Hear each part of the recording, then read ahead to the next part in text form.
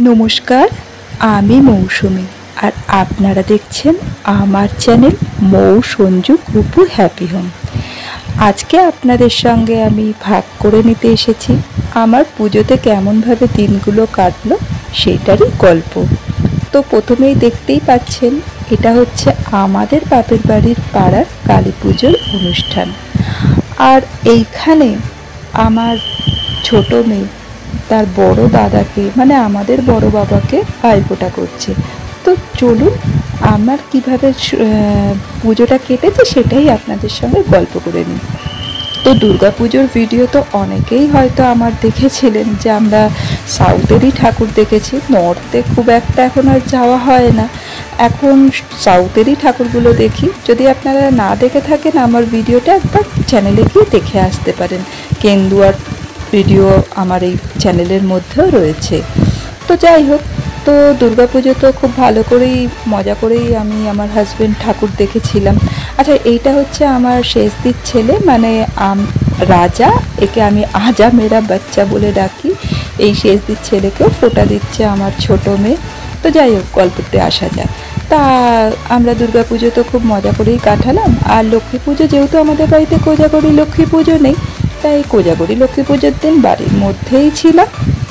আমাদের বাড়িতে জানেন তো লক্ষ্মী পুজোর দিনকে লক্ষ্মী পুজো হয় না, আমাদের বাড়িতে যে দীপাবলির দিন যে পুজোটা হয় না লক্ষ্মী পুজো, সেই লক্ষ্মী পুজোটাই কিন্তু আমাদের বাড়ির মধ্যে আছে। তা আমাদের বাড়িতে প্রথমে অলক্ষ্মীকে বিদায় করে তারপরে লক্ষ্মী ঠাকুরকে নিয়ে আসা হয়। আচ্ছা যাই হোক, এইটা হচ্ছে আমার ছোটদির ছেলে ছোট বাবা, একেও ফোঁটা দিচ্ছে আমার ছোট মেয়ে। তো যাই হোক, গল্পতে আসা যাক। তা লক্ষ্মী পুজোতে তো আমরা আপনার অনেকেই হয়তো আমার শর্টস ভিডিওতে আমি লক্ষ্মী পুজো ছেড়েছিলাম, দেখেওছেন হয়তো।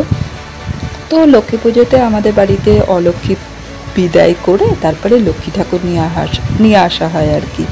তো অলক্ষ্মীটা বিদায় করা হয় মেনলি আমাদের একটা শিব মন্দির আছে শ্বশুরবাড়িতে, সেই শিব মন্দিরেতেই আমাদের অলক্ষ্মী বিদায় করি। ওই ঢেড়া পেটিয়ে মাটির না গোবরের ঠাকুর করে তারপরে সেটাকে বিসর্জন করে তারপরে কুলো টুলো বাজিয়ে ও ঠাকুরটাকে বিসর্জন করতে হয়। আচ্ছা যাই হোক, এইটা হচ্ছে আমার বদ্দি, আর বদ্দির প্রচুর পাতানো ভাই আছে, সেই ভাইয়ের মধ্যেই একজন এইটা ভাই মানে বদ্দির ভাই আর কি, রামদা, ভীষণ ভালো, আমরাও দাদা বলি, সেই দাদাকেই ফোঁটা দিচ্ছে। আর এইরকম অলক্ষ্মীকে বিদায় করে লক্ষ্মী ঠাকুর নিয়ে আসা হয়। তো এইভাবেই সুন্দরভাবেই কেটেছে। আর ভাইফোঁটার দিন তো বদ্দির বাড়িতে গেছিলাম, ওখানে সুন্দর করে খাওয়া দাওয়া হয়েছে, মজা করেছি। এইভাবেই আমার পুজোটা গেছে। আপনাদের কেমন গেছে পুজোটা আমাকে অবশ্যই কিন্তু কমেন্ট করে জানাবেন।